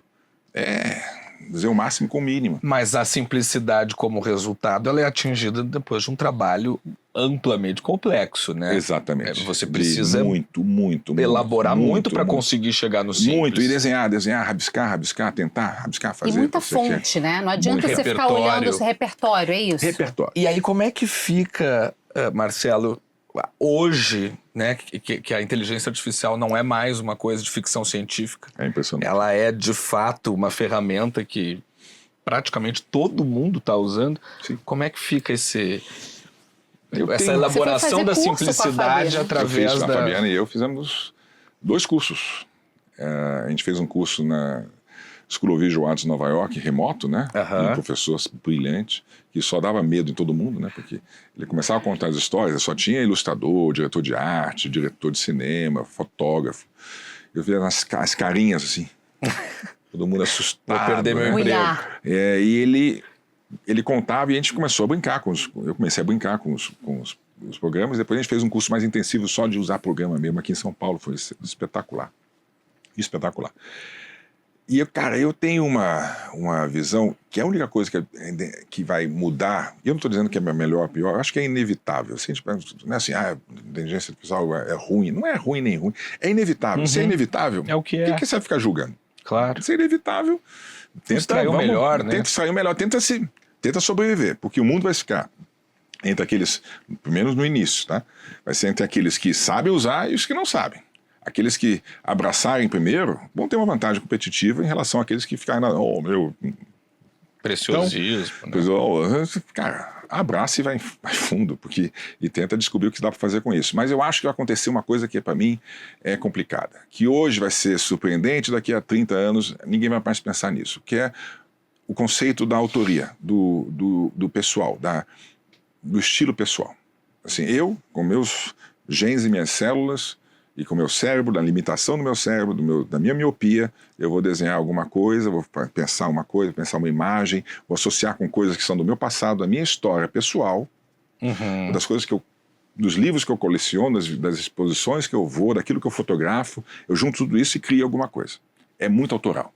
É lógico, um monte de influência de fora, mas é muito seu. Claro. Né? Com a inteligência artificial, eu brinco que é o homem de 6 milhões de dólares, aquele homem biônico, que vai ter um braço muito mais poderoso do que esse aqui. E um olho que também enxerga mais. Então, ele vai aumentar a capacidade dele de executar coisas, e ele vai usar uma inteligência, um banco global que não vai ser mais dele. Vai vir de outros lugares. Ele vai ser apenas um piloto. É uma curadoria quase. Ele vai ser um curador de coisas e depois vão ter um resultado. Se o cara for um bom curador, ele vai sair coisas maravilhosas, mas não é mais dele, né? Não tem mais, a autoria vai desaparecer um pouquinho, a não ser que você fique pintando em tela, porque aí não tem jeito. Claro, né? É o seu traço. Quem foi que a gente entrevistou que falou, vai ter uma hora que a gente vai voltar para a carroça, não por nada, mas só pela necessidade de oxigenar e de ver a realidade, entendeu? Sim, com certeza. É o voltar à tela, no fim das contas. Não foi o próprio Cortella? Acho que foi, não vou lembrar agora, mas eu acho que é isso. Tá aí o vinil, né? Tá aí o vinil. É isso. Todo mundo querendo ouvir a ranhura do vinil e não a perfeição do CD. E não são pessoas saudosistas do vinil, são pessoas que nunca viram vinil. É isso mesmo. Essa que é uma diferença. Não é um saudosismo, não é nostalgia. Eu quero vinil porque eu cresci. Não. É minha filha de 21 anos que coleciona vinil. Porque acha legal, porque acha legal, acha cool, ela é bacana. Então, a coisa cool. Tem uma coisa que eu li sobre livros também. Os livros não vão desaparecer por uma razão muito simples. Uma vez você imprime no papel, o livro está impresso, ninguém vai editar. Se cair a luz, ele continua ali. Se der um bug genial e o Putin resolver criar uma malware qualquer que vai destruir metade da informação, ou vai quebrar ela inteira, o livro está lá. Ele vai sobreviver a qualquer coisa, ninguém vai conseguir editar à distância. Você é de fazer scroll em rede social, assim, de ficar vendo? Sou. Idiotamente fácil. Instagram ou TikTok? TikTok eu não tô. Só tô no Instagram. Senão eu vou ficar louco. Sim. Aí eu cortei. Eu também. Eu fiz essa fui o mesma primeiro. escolha. Eu era Twitter desde a primeira Geração de Twitter, era o primeiro. E agora com Elon Musk, essas coisas todas, deixei de lado. Tô lá, mas não olho. E eu fico só no Instagram. Instagram, pra mim, é uma mídia puramente visual. Sempre foi de fotografia, Sim. eu gostava. Mas eu me pego fazendo scroll e falo assim, por que eu tô fazendo isso? Nossa. Ah, e a gente tá falando disso Claro, agora, que eu Eu tô minutos antes. antes. fazendo isso? Porque eu me policio. Mas sabe por que eu tô te perguntando? Porque, e a gente falou disso com o Washington, né? Somos todos emissoras. Sim. Somos todos mídias hoje. Hoje todo mundo Né? Quando você falou lá com o pessoal do Facebook, vocês são mídia, hoje nós somos mídia. Todo mundo é mídia. E me impressiona muito a capacidade de criação de influenciadores para vender marcas. Sim. Porque as marcas, não necessariamente elas se comunicam mais com as agências, né? Elas vão Não. direto nos criadores. Então a gente tem humoristas e criadores de conteúdo, tem uma menina chamada Luana Zuccolotto, o Teodoro também. Eles têm A própria Mari Krieger, que teve Mari aqui, que faz Krieger. publicidades, assim, geniais. Publicidade e conteúdo de ciência. É uma capacidade de você entregar a publi sem parecer publi. Mais uma vez. É talento e carisma. Eu acho que, há muito tempo atrás eu falava assim, a gente vai ter polos de carisma. Pessoas que são extremamente carismáticas vão se transformar em grandes canais de televisão, de canais de conteúdo. Porque não precisam mais Porque da chancela, não né? precisa de Basta o chancela celular. nenhuma. Ela tem, o carisma dela vai puro. Ali, e talento, carisma. E não é todo mundo que tem, tá? Tem gente que pode ter até por um período de tempo, mas gasta rápido. O Júlio Ribeiro da Talent, há muito tempo atrás, Meu falava... primeiro estágio. Muito bom. Ele era muito inteligente, muito... Ele e o Zé Eustáquio. Muito, Zé Eustáquio. É isso, sempre, até hoje, assim. É, assim, Zé Eustáquio. Sempre Muito formal. formal, assim. Mas eles eram uma agência fantástica. E o Júlio falava uma coisa que tem muito criativo, tem muita gente que tem uma carga de bateria curta, que brilha muito, e depois a bateria faz um... Ele. Não, mas eu acho que ele tá falando de vida. Ah, de vida. tá. Não, a Meu bateria carisma é Ah, eterno. não, não. É só recarregar. Olha isso, é eu só preciso recarregar. dormir e parar de conversar. Perfeito. Não, Mas não, ele é é eterno. Recarrega. Não, mas no Imagine. sentido de fazer... e depois não tem mais onde tirar. Gasta tudo entendi. muito rápido. Tem muita coisa legal aqui, mas não consegue encher o tanque de novo. Tá. Fazer de novo. Nem Isso recarregar. acontece muito. Então tem muita influência também que vai ter uma vida...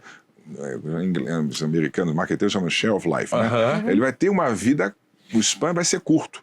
Vão ser poucos aqueles que são talentosos o suficiente para fazer isso durante muito tempo e se reinventando, fazendo coisas novas. Inclusive, o Teodoro mesmo, alguém falou assim, você não para, menino, de trabalhar, de fazer coisa? Ele falou assim, eu não sei quanto tempo que eu vou durar nesse mercado. Então, deixa eu fazer todo o meu patrimônio aqui agora. Que é muito inteligente. Né? É inteligente, isso. essa coerência. E ele não precisa saber quando vai parar. Ele vai fazendo até parar. É isso, Agora, exatamente. quando ele souber que está na hora de parar, ele vai ser inteligente. Se ele insistir muito, ele vai queimar todo o patrimônio dele. Até porque, diferente de tempos atrás em que você bastava, não que isso seja simples, né, mas bastava estar dentro de uma empresa, de um canal, de um veículo, para você ter a garantia de que aquilo duraria por muito tempo.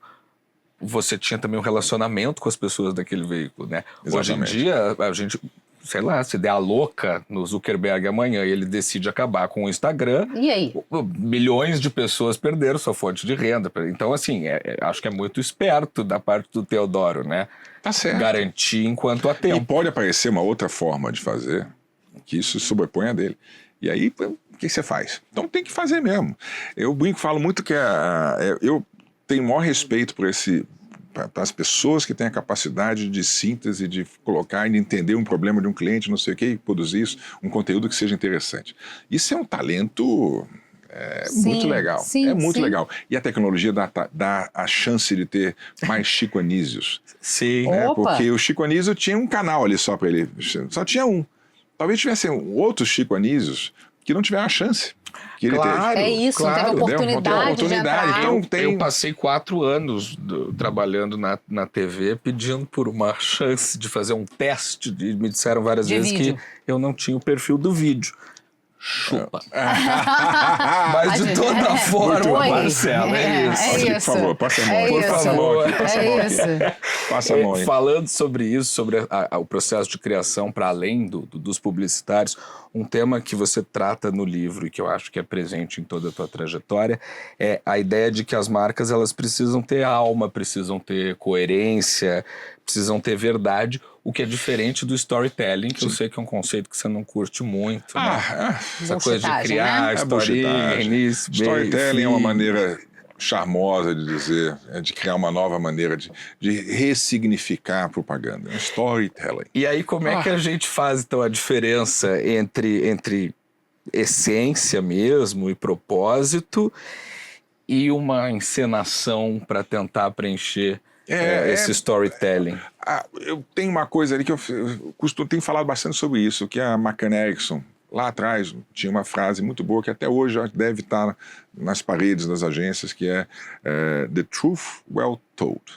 A verdade bem contada. Então, qual é o papel do publicitário? Contar bem. Qual é o papel também do publicitário? Descobrir qual é a verdade. Uhum. Que verdade é essa? Mas tem que ser verdade, tem que ser verdadeira. Vou contar um caso aqui rápido de Balduco. A Balduco veio atrás da gente e era um André Martini, que hoje inclusive é presidente da Balduco.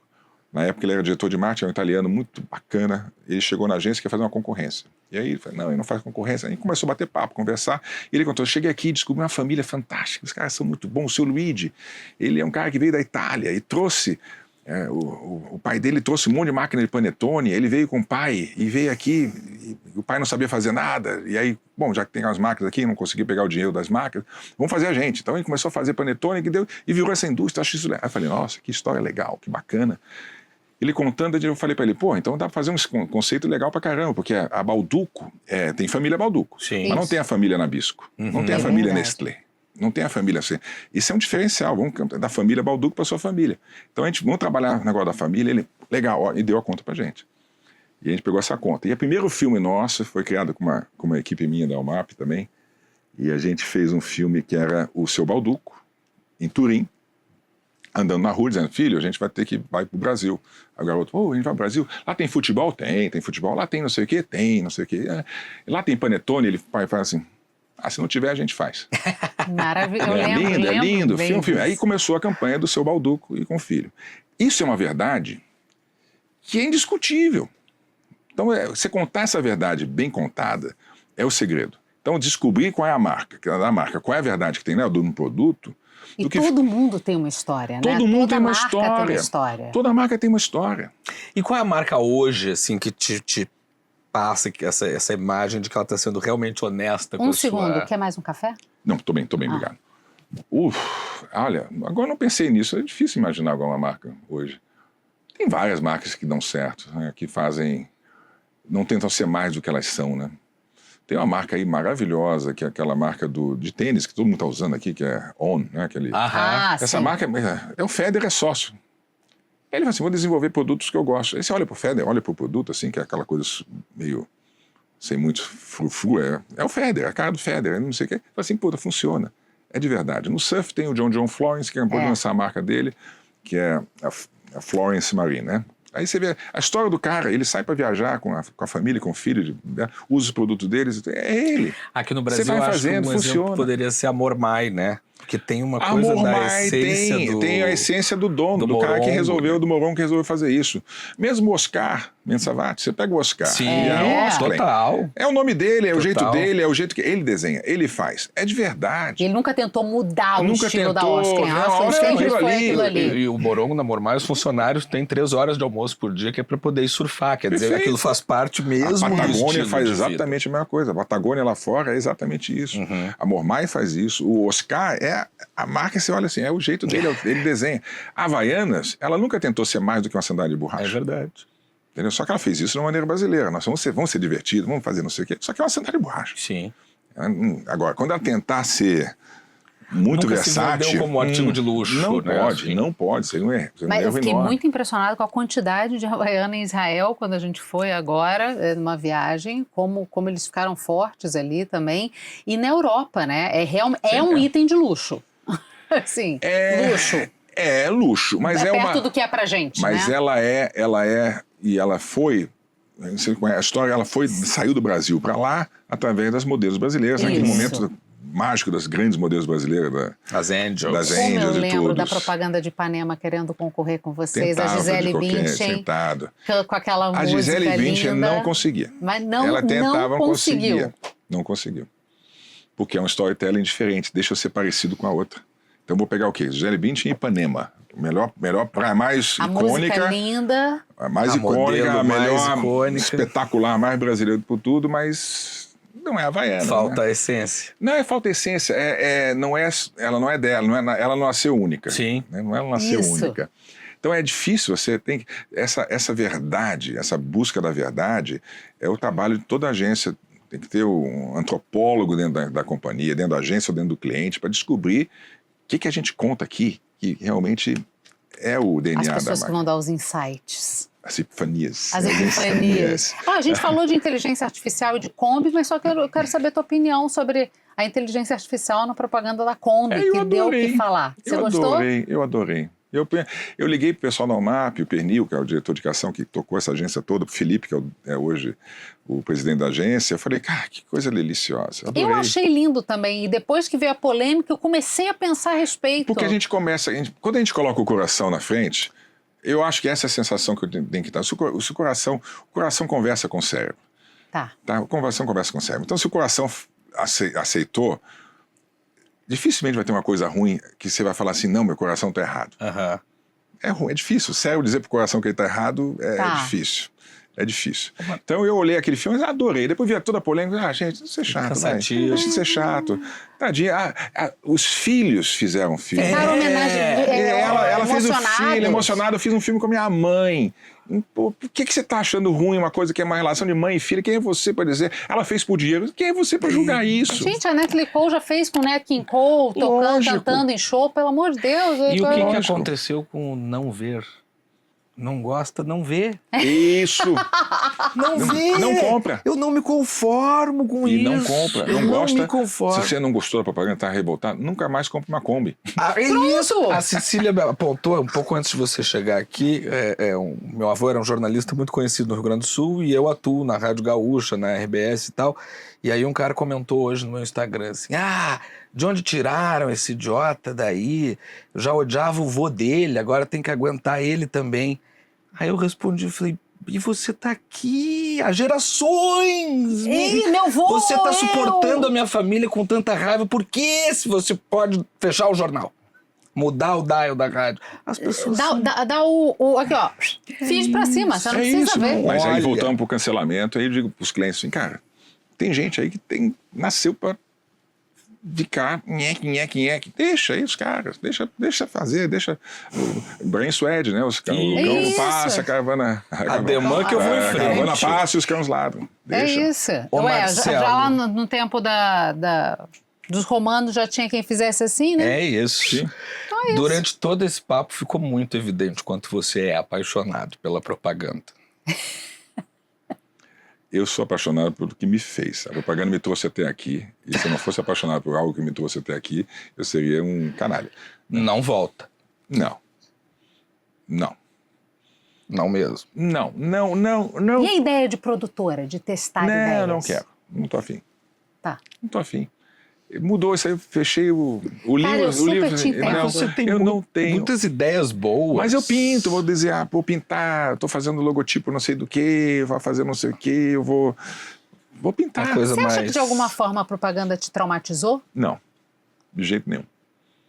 De jeito nenhum. Eu tô perguntando como uma auto-pergunta, Não, assim. não, de jeito nenhum, não. Não, De porque jeito nenhum, em momento algum. A redação meio que me trauma. Eu adoro jornalismo, eu adoro o que eu faço, sou apaixonada por conversar com pessoas e transmitir informação, só que a ideia de redação me dá um calafrio. Gozado, a ideia de uma departamento de criação não me dá calafrio, pelo contrário, é uma delícia, porque me divertia com todo mundo, Tá. era muito engraçado. O que me dá calafrio hoje é entrar numa sala de reunião para apresentar uma ideia para 20 pessoas e tentar convencê-los que aquilo que eu estou fazendo é legal. Uhum. Isso talvez já passou. Isso eu não tenho Eu acho que é vontade, isso, né, Eu acho na que é mais verdade. isso. É. Eu acho que esse trabalho de convencimento daquilo que eu estou fazendo, eu acho que eu já passei dessa fase, eu não quero, eu não tô afim. E todo mundo que me pede algum trabalho e tudo assim, é o seguinte, eu vou fazer 3, 4 ideias que eu acho que são legais, eu levo pra você. Você quer? Não quer? Isso, Tranquilo, emoldura. beleza, vai, não sei o quê. Se me pagar só o fato de eu ter feito, paga um pouquinho, não sei o quê, tá ótimo. Mas você quer fazer? Faz, não quer fazer, não tem Agora problema. não vou ficar refazendo. Agora, não vou ficar, não, agora põe esse aqui, não, aumenta a orelhinha aqui, não, faz o sangue, e troca assim, e se fosse laranja, e se fosse vermelho, e se põe a rosa, Podem e não sei o gostar quê. do rosa, porque o rosa briga com não sei quem e o vermelho faz referência e se a o não sei cara quem. fala assim, ah, no vermelho eu não gosto porque eu tenho problema de família com vermelho, tá bom, então eu vou colocar laranja, tá bem laranja? Tá bom, coloca laranja, ótimo. Não argumento. Claro, Mas assim, claro. não sei. Aí Dá não o tem, sabor do e vento não de é quem que- não tem a Não é que experiência, eu né? passei a minha vida inteira fazendo isso e foi divertidíssimo, porque eu achava um exercício muito bom. Você ter uma ideia bacana e achar um jeito de montar uma estratégia para mostrar para o cara, olha aqui, faz tão simples, ó, isso, mais isso, mais isso, mais isso, dá nisso. Aí o cara, que legal. Isso eu gostava, era muito bom. Tá. Isso era muito legal. E muitas vezes eu dava com burros na água, eu tinha que Claro. botar tudo de novo, fazer de novo. É do jogo. Que é do jogo. Mas eu não tenho hoje, sei lá, tô meio, sei lá, meio cansado. Dizem que poodle velho não aprende truque novo, então eu tô com vontade de ter que fazer de novo. Isso eu gosto de pintar hoje, eu pinto, e tem uma relação muito boa com pintura, porque é engraçado isso, você fala, eu pinto porque eu tenho tesão em pintar, e eu descobri isso, foi a melhor descoberta que eu tive na minha vida, foi depois que eu saí, eu falei assim, será que eu aguento sozinho? Será que eu Claro. aguento num estúdio no Havaí, ouvindo música, vendo uma série de televisão ali, me pintando? Porque no plano é tudo maravilhoso, né? É. E depois de uma vida inteira Uma temporada. com muita assim. gente, muita interação, não sei o que, sabe que eu aguento? E eu aguento, não só aguentei, como me fez um bem danado. Eu adorei. Né? Eu adorei e me fez bem esse contato comigo mesmo, de ficar buscando aqui dentro o que eu quero falar, o que eu quero pintar, o que eu quero desenhar, experimentar, errar, fazer quadro ruim, fazer quadro ruim, até fazer esse aqui ficou melhor, aí você faz um que fica melhor ainda. Aí esse processo, para mim, ainda estou nesse processo e eu acho que vou ficar até o final da vida fazendo isso, melhorando, tentando fazer. E isso me alimenta de um jeito que eu não imaginava que fosse possível. E as pessoas, não, você não sei o que, você aposentou, você parou. Eu não parei, cara, estou fazendo a mesma coisa, só que eu estou fazendo numa escala que tem mais a ver comigo E hoje. para no seu você, tempo, né? No meu tempo e no meu... É um tamanho que é para mim hoje. Tem umas coisas assim, eu gosto daquele... Tem uma coisa bem cafona, né? Que tem um cara que saiu de uma agência nos Estados Unidos e ele saiu e perguntaram para ele, o que você... Agora eu tenho tempo de cheirar as flores. Eu li aquilo lá e falei, coisa mais brega, né? Eu não vou cheirar flor Não vou cheirar nenhuma. flor nenhuma. Que tempo pra cheirar flor. Eu achei brega. E o cara é brilhante, hein? O cara é brilhante, mas eu achei aquilo brega pra caramba. Aí eu falei, mas eu entendo uma coisa. Eu comecei, tem um livro indiano chamado Deus e as Pequenas Coisas, que é você valorizar o pequeno, em detrimento do grande. Então, esse negócio de ficar só, o board da Volkswagen para dar uma campanha, não sei o que, né? Eu vivi isso tão fortemente que agora eu estou preocupado com as pequenas coisas. Então, criar um quadro para mim é uma coisa pequena. É pequena, é um quadro só. Mas para mim está o universo inteiro ali. E isso para mim Porque basta. cheirar pincel ia ficar muito estranho, né? Ainda mais para um homem que não se rendeu ao mundo yuppie na década de 80 e 90, então realmente Não. ia ser muito estranho, né? É verdade. Eu queria fazer uma última pergunta que eu esqueci, então pode fazer a sua. Então vou. Pra gente encerrando, ela vai lembrar, depois dos agradecimentos, aí a gente faz o bem bolado aí que você já conhece. Você fez campanhas, a gente mencionou várias delas que atravessaram gerações, impactaram a cultura.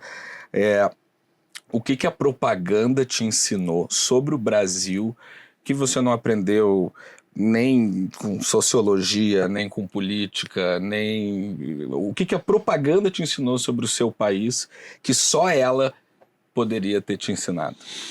A capacidade do brasileiro de sorrir na diversidade e de rir de si mesmo, coisa que isso é muito difícil. Eu acho que o Brasil tem uma capacidade, e está perdendo, tá? Está perdendo. É uma das coisas que mais me incomodam hoje, a incapacidade do brasileiro rir de si mesmo. Porque antigamente você podia odiar a política do outro, não sei o que, mas chegava em dois e soltava uma piada, o cara ria, você é um filho da mãe, né? Você é um comunista mesmo, né? Seu filho da mãe, né? Vai lá, seu fascistinha, né? E tomávamos cerveja juntos e estava tudo certo.